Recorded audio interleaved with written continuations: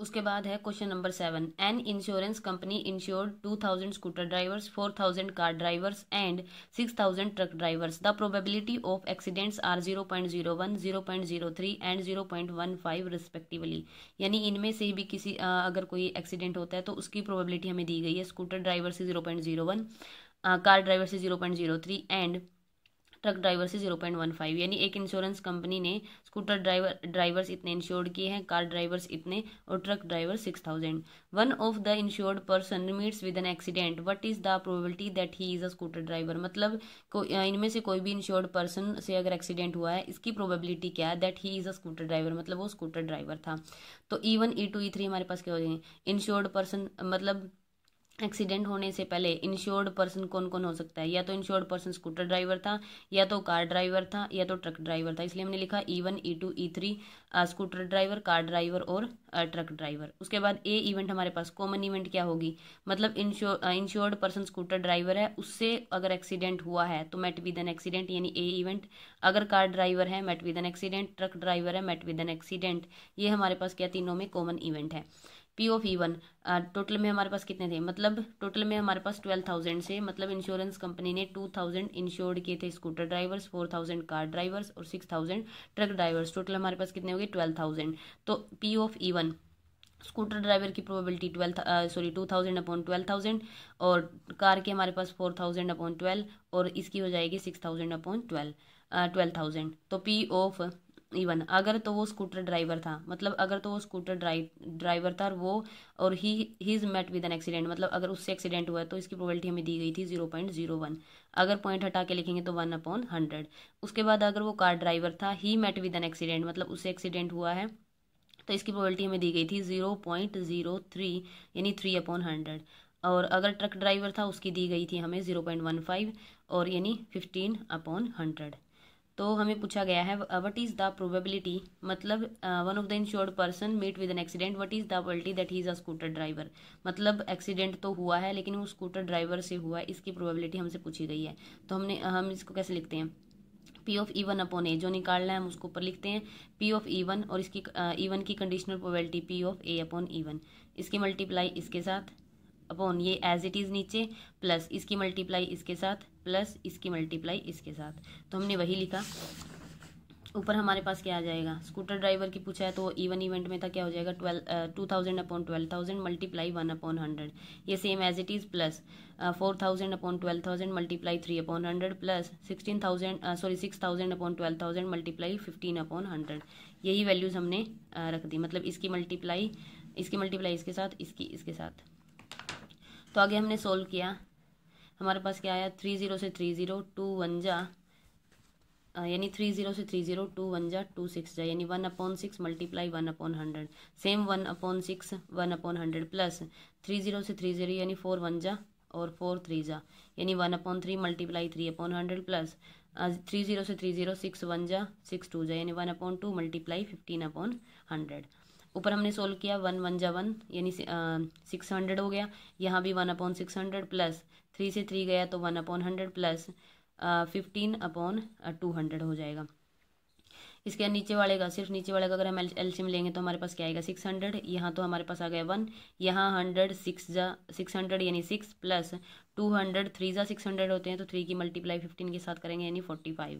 तो हमारे पास ये ऊपर ऐसे ऐसे चलेगा 1/600, नीचे वाले का हमने सोल्व किया था 45 प्लस 6 51 प्लस 1 52/600, 600 से 600 जाएगा तो हमारे पास क्या बचा 1/52। यानी अगर वो मतलब अगर एक्सीडेंट हुआ था वो स्कूटर ड्राइवर से हुआ था, इसकी प्रोबेबिलिटी हमारे पास क्या आ गई 1/52।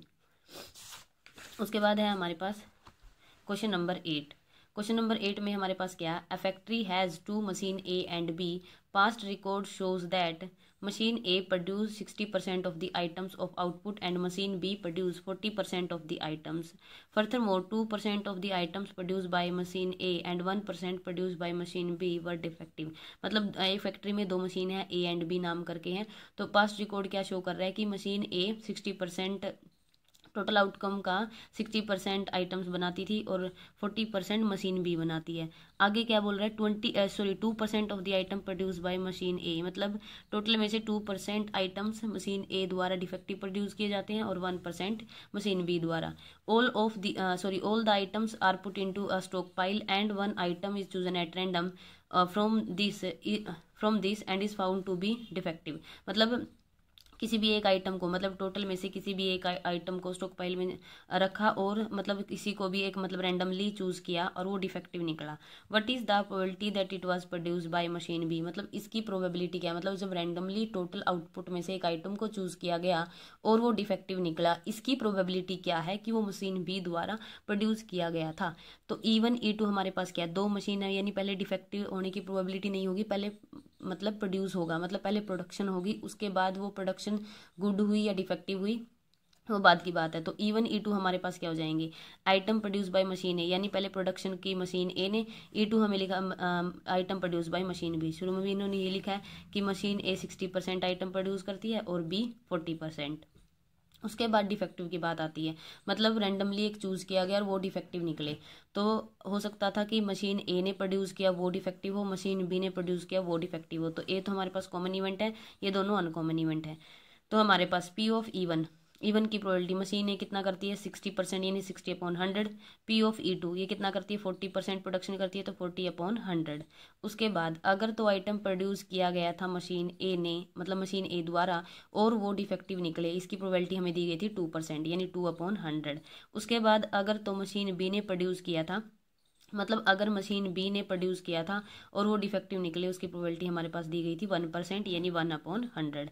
अब इन्होंने पूछा क्या था, मतलब वो रैंडमली जो चूज किया गया वो डिफेक्टिव तो है, what is the probability that it was produce by machine B, यानी प्रोड्यूस्ड बाय मशीन बी, मतलब item produce by machine B की प्रोबेबिलिटी हमसे पूछी गई है, डिफेक्टिव तो है, मतलब डिफेक्टिव तो आइटम तो डिफेक्टिव है और वो मशीन बी E2 यानी मशीन बी द्वारा प्रोड्यूस किया गया, इसकी प्रोबेबिलिटी पूछी गई है। तो इसकी प्रोबेबिलिटी कैसे होनी चाहिए, P ऑफ E2/A क्या होगा, P of E2 into P of A/E2, यानी ऊपर हमारे पास क्या आएगा E2 इवेंट आएगी अब की बार, और नीचे P of E1 into P of A/E1 plus P of E2 into P of A/E1।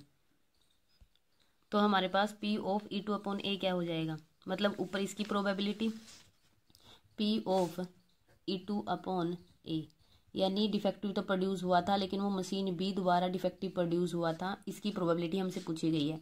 तो इसको हम कैसे लिखेंगे, P of E2 into P of A/E2, वही सेम नीचे P of E2 into P of A/E2 plus P of E1 into P of A/E1। तो इस सब की ये सारा डाटा हमारे पास कलेक्ट है, सबकी वैल्यूज है, तो हम पुट करेंगे। P ऑफ E2 की वैल्यू हमारे पास क्या है 40/100 और इसकी है 1/100। तो हमने लिखा 40/100 मल्टीप्लाई A/E2 की क्या थी 1/100, यही है 1/100।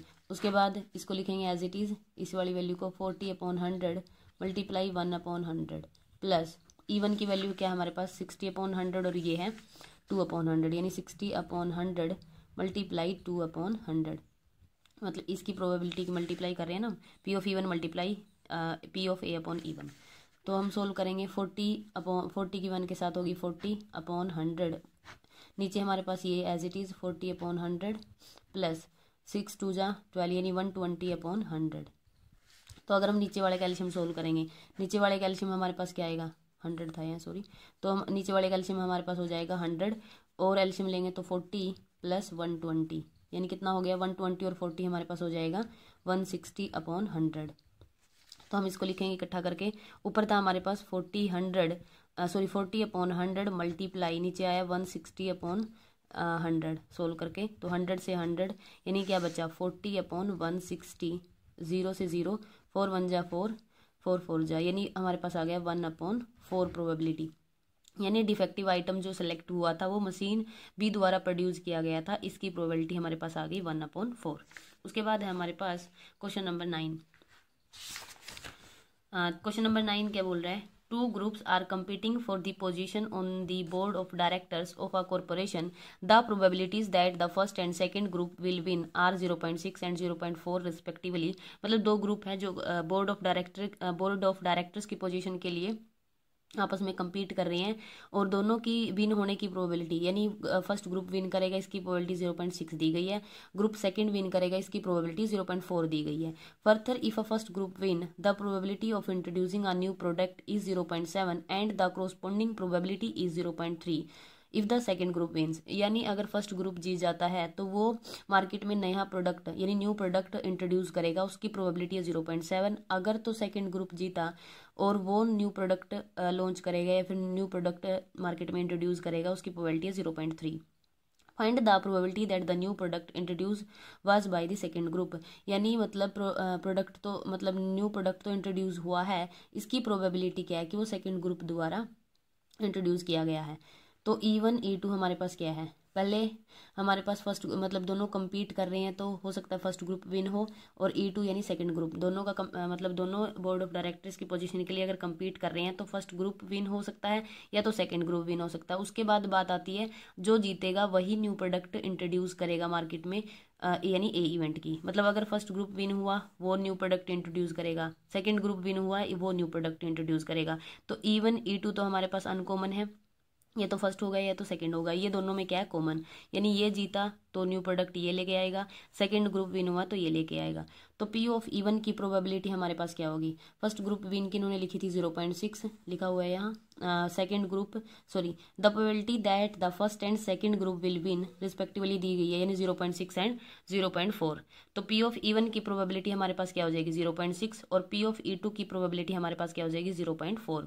उसके बाद अगर तो फर्स्ट ग्रुप विन होगा, अगर फर्स्ट ग्रुप विन हुआ वो न्यू प्रोडक्ट लॉन्च करेगा, इसकी प्रोबेबिलिटी हमें दी गई है 0.7 मेंशन की गई है, न्यू प्रोडक्ट 0.7 और कोरोस्पोंडिंग प्रोबेबिलिटी 0.3 अगर सेकंड ग्रुप विन होगा। यानी E2 अगर तो सेकंड ग्रुप विन हुआ, यानी एक ही जीतेगा, या तो फर्स्ट ग्रुप विन हो या तो सेकंड ग्रुप विन हो। मतलब अगर तो सेकंड ग्रुप जीता और वो न्यू प्रोडक्ट लॉन्च करेगा, इसकी प्रोबेबिलिटी हमें दी गई है 0.3। अब हमसे पूछा क्या गया है, find the probability that the new product introduce. मतलब न्यू प्रोडक्ट तो इंट्रोड्यूस हुआ है was by the second group, लेकिन वो सेकंड ग्रुप द्वारा इंट्रोड्यूस होगा, इसकी प्रोबेबिलिटी हमसे पूछी गई है।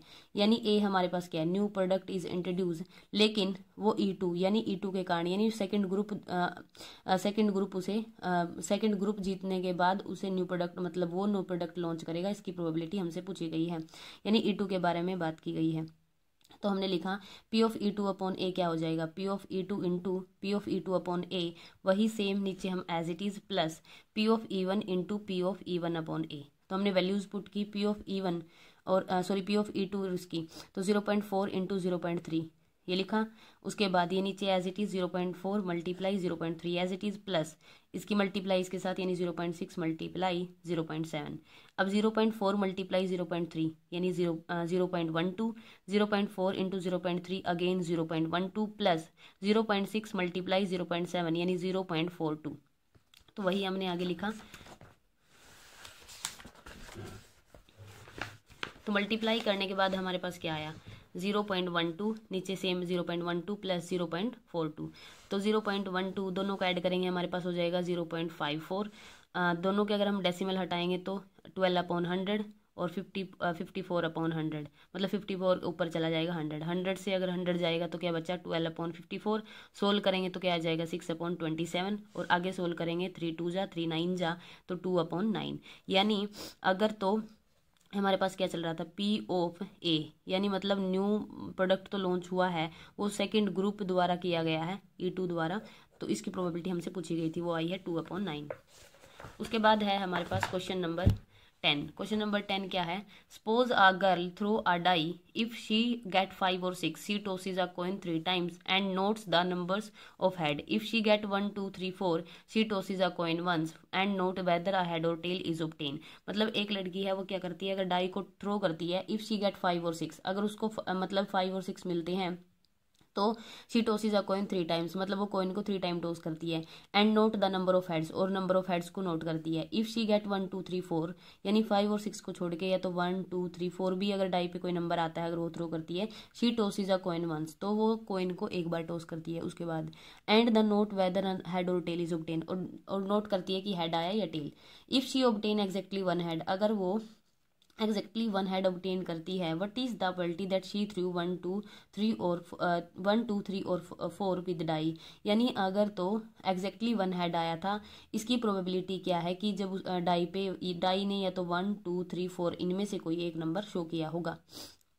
तो अगर डाई को उसने एक बार एक बार थ्रो किया तो 1 2 3 4 6 में से कोई आ सकता है। लेकिन इन्होंने बोला है कि अगर मतलब 5 या 6 में से कोई आया था, तो उसने कॉइन को 3 टाइम टॉस किया, तो 3 टाइम टॉस किया, उसके सैंपल स्पेस लिख लिए। अगर तो डाई पे 1 2 3 4 में से कोई नंबर आया होगा, क्योंकि हमने डाई को 1 टाइम टॉस किया है, तो 1 2 6 में से कोई आ सकता है। अगर 5 6 आया तो बोल रहे हैं कि उसने कॉइन को 3 टाइम टॉस किया, तो ये हमने सैंपल स्पेस लिख लिए। अगर तो 1 2 3 4 में से कोई आया है, तो उसने कॉइन को 1 टाइम टॉस किया। क्वेश्चन में बोल रहे हैं ना कि उसने अगर 1 2 3 4 में से कोई आया है, तो उसने कॉइन को 1 टाइम टॉस किया है, तो 1 टाइम टॉस या तो हेड आया होगा या तो टेल आई होगी। उसके बाद हमसे पूछा क्या गया, if she obtain exactly 1 head, यानी उसने नोट किया कि exactly 1 head, what is the probability that she threw 1 2 3 और 4 विद डाई, मतलब इसकी प्रोबेबिलिटी क्या है कि जब उसने एग्जैक्टली 1 हेड आया था, तो डाई ने, वो किस केस में आया था कि डाई ने जब 1 2 3 या तो 4 में से कोई नंबर आया था। आगे समझते हैं।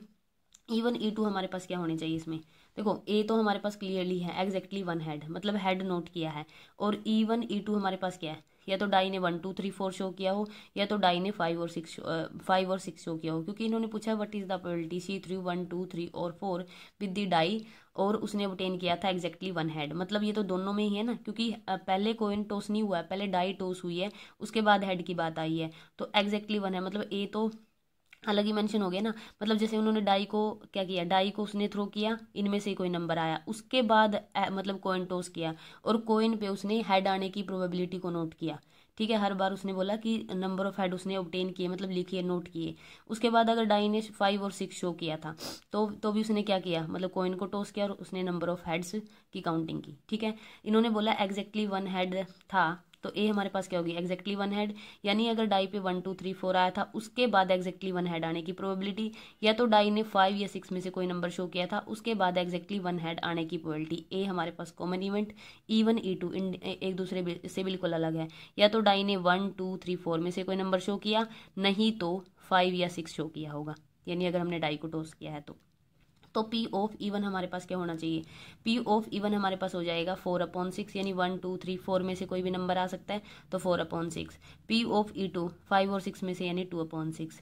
अगर तो P ऑफ A/E1, यानी अगर E1 इवेंट हुई थी, उसके बाद A इवेंट होने की प्रोबेबिलिटी, यानी E1 हमारे पास क्या है, अगर तो डाई ने 1 2 3 4 शो किया था, उसके बाद A, यानी A का हेड आया था, जब 1 2 3 4 शो किया था, तो उसने कॉइन को एक टाइम टॉस किया, तो उस पर कॉइन उसमें हेड आने की प्रोबेबिलिटी क्या हो जाएगी, 1/2, यानी हेड और टेल में से 1/2 हो जाएगी। अगर तो डाई ने 5 और 6 शो किया, डाई ने 5 और 6 शो किया, यानी यहाँ E2 आएगा, यानी E2 इवेंट हुई थी, उसके बाद हेड आने की प्रोबेबिलिटी हमारे पास क्या हो जाएगी, एग्जैक्टली 1 हेड की बात की गई है ना, उसने यहाँ लिखा है एग्जैक्टली 1 हेड, तो एग्जैक्टली 1 हेड अगर तो 5 और 6 आया था, उसके बाद एग्जैक्टली 1 हेड आने की प्रोबेबिलिटी, तो इसमें से एग्जैक्टली 1 हेड एक ये केस है, एग्जैक्टली 1 हेड और एग्जैक्टली 1 हेड एक ये है। तो हमारे पास कितने हो गए टोटल, हमारे पास है, जब हम कॉइन को 3 टाइम टॉस करते हैं तो 8, तो हमारे पास कितने आ गए एग्जैक्टली 1 हेड वाले 3, तो 3/8 हमारे पास P ऑफ A/E2, यानी एग्जैक्टली 1 हेड डाई ने अगर 5 और 6 शो किया था, उसके बाद एग्जैक्टली 1 हेड आने की प्रोबेबिलिटी कितनी होगी, 3/8। हमसे पूछा क्या गया था कि मतलब एग्जैक्टली 1 हेड तो आया था, एग्जैक्टली 1 हेड आया था, लेकिन कब आया था, जब डाई ने क्या शो किया था, या तो 1 या तो 2 या तो 3 या तो 4, यानी 1 2 3 4 वाली कौन है हमारे पास, E1। तो हमने लिखा P ऑफ E1/A हमें फाइंड करना है। तो P ऑफ E1/A हम कैसे निकालते हैं, P of E1 into P of A/E1, यही same as it is, plus P of E2 into P of A/E2। हम इसको आगे सोल्व करेंगे तो कैसे निकलेगा हमारे पास, हमने सबकी वैल्यूज पुट की, 4/6 मल्टीप्लाई 1/2, ये हमारे पास क्या था, डाई पे E1 की प्रोबेबिलिटी ये है, और इसकी ए अपॉन E1 की 1/2, इन दोनों की मल्टीप्लाई, नीचे फिर सेम यही एज इट इज़ मल्टीप्लाई में, प्लस 2/6 मल्टीप्लाई 3/8। ये एक बार आप कॉपी में निकालेंगे तो आराम से निकल जाएगा। फिर भी हम देख लेते हैं। तो हमने वही लिखा, ये same as it is, plus 2/6 multiply 3/8। यहाँ से हमने क्या किया, 2 1 जा 2 2 जा 2 1 जा 2 3 जा, यानी हमारे पास बचा 1/3। अगेन 2 1 जा 2 2 जा 2 1 जा 2 3 जा, यानी 1/3 प्लस यहाँ हो जाएगा हमारे पास, ये हो जाएगा 3 1 जा 3 2 जा, 2 से 2 गया तो हमारे पास क्या बचा 1/8। 1/3 हमने एज इट इज़ रखा। इन दोनों को अगर हम एल्शियम लेके सोल्व करेंगे, 8 3 का एल्शियम 24, यानी 3 8 जा तो 8 प्लस 8 3 जा यानी 3, तो यानी लिखा हमने 1 नीचे हमारे पास 24 आ गया। तो ये एज इट इज़ 1/3, 8 और 3 हमारे पास कितने हो गए 11/24। तो 1/3 मल्टीप्लाई 24/11 उल्टा हो जाएगा, 3 1 जा 3 8 जा, तो हमारे पास आ गया 8/11। उसके बाद है हमारे पास क्वेश्चन नंबर 11। क्वेश्चन नंबर 11 में हमारे पास क्या है, a manufacturer has 3 machine operator A, B and C. The first operator A produce 1% defective items, whereas the other 2 operators B and C produce 5% and 7% respectively. यानी पहले डिफेक्टिव की बात की गई है। फर्स्ट ऑपरेटर मतलब A, B, C 3 ऑपरेटर हैं, वो क्या मतलब डिफेक्टिव आइटम्स प्रोड्यूस करते हैं। ए बोला गया 1%, बी बोला गया 5% एंड 7 सी बोला गया 7% respectively. A is on the job for 50% of the time, मतलब ए अपने काम का मतलब 50% रहता है। B is on the job for 30% of the time, और C is on the job of 20% of the time. A defective item is produced, what is the probability that it was produced by A. मतलब एक defective item तो produce हुआ था, इसकी probability क्या है क्यों मतलब ए द्वारा प्रोड्यूस किया गया था। ये इससे मिलता जुलता हमने एक पीछे क्वेश्चन किया है, तो ये भी हम देख लेते हैं। इवन हमारे पास क्या आइटम्स मतलब पहले डिफेक्टिव होने की प्रोबेबिलिटी नहीं आएगी, मतलब पहले हालांकि इन्होंने लिखा तो यही है, ऊपर डिफेक्टिव की मेंशन किया शुरू में, बाद में इन्होंने बताया कि ए इतना मतलब ए इतना प्रोडक्शन करता है, बी इतना, सी इतना, लेकिन हम पहले क्या लिखेंगे प्रोडक्शन, उसके बाद डिफेक्टिव होगा ना। तो हमने लिखा E1 आइटम प्रोड्यूस, तो कंफ्यूज नहीं होना है। तो E1 हमारे पास हो जाएगा item produce by A, E2 item produce by B, और E3 हो जाएगा आइटम प्रोड्यूस बाय सी। उसके बाद ए हमारे पास हो जाएगा, ए इन दोनों में क्या होगा, आइटम इज डिफेक्टिव, मतलब ए बी सी। ए अगर मतलब अगर आइटम सॉरी ए अगर प्रोड्यूस करता है वो डिफेक्टिव, मतलब उसके बाद डिफेक्टिव मतलब प्रोडक्शन के बाद अगर मतलब प्रोडक्शन उसने डिफेक्टिव की है, बी ने डिफेक्टिव की प्रोडक्शन की है और सी ने, ये दोनों में तीनों में कॉमन है और ये हमारे पास अलग अलग है। तो हमने लिखा पी ऑफ E1 की प्रोबेबिलिटी क्या हो जाएगी, उन्होंने शुरू में बताया कि शुरू में नहीं बाद में बताया कि A is on the job of 50% of the time, तो इन्होंने लिखा 50%, तो आइटम प्रोड्यूस बाय ए, तो 50%/100, और ये हमारे पास था 30%, तो ये 30/100, ये 20% इन 20/100, तो हमने लिखा P of E1 E2 E3 की प्रोबेबिलिटी। उसके बाद अगर तो आइटम प्रोड्यूस बाय ए, यानी मतलब E1 यानी ए द्वारा प्रोड्यूस किया गया था, ए मतलब ए प्रोड्यूस करता है और उसके बाद डिफेक्टिव निकले, इसकी प्रोबेबिलिटी है 1/100, हमें दी गई है 1%, ये हमें दी गई है 1%, और बी करे 5% दी गई है, और सी करे तो 7%।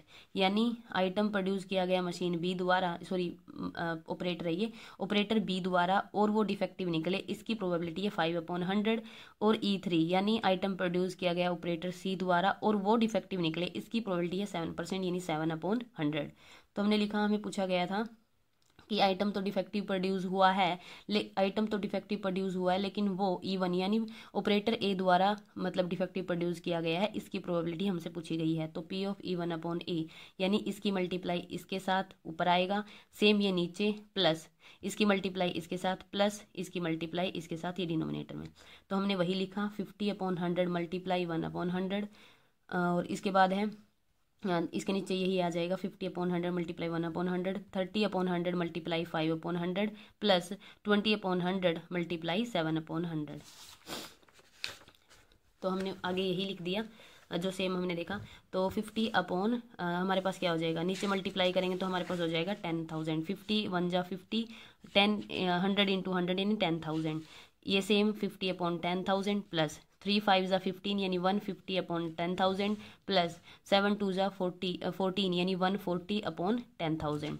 तो वही हमने लिखा कलेक्ट करके सारा। तो देखो 50/10,000 एज इट इज़, उसके बाद इस सब का एलसीएम लेंगे तो क्या आएगा 10,000, और क्योंकि सबका डिनोमिनेटर सेम है तो इनको एज इट इज़ ऐड करेंगे 150 प्लस 50 200 और 140 340 हो जाएगा। तो हमने लिखा हाँ 50 प्लस 150 और 140 ऐसे ऐड कर दिया, इससे ये चला जाएगा तो क्या बचा 50/200 प्लस 140, 50/340 हो जाएगा टोटल, 0 से 0, यानी हमारे पास आ जाएगा 5/34। यानी ए मतलब कि मशीन मतलब आइटम तो डिफेक्टिव प्रोड्यूस हुआ था, लेकिन वो ऑपरेटर यानी सॉरी ऑपरेटर ए या जो हमने इवन इवेंट ली थी उसके द्वारा हुआ था, तो उसकी प्रोबेबिलिटी हमारे पास आ गई 5/34।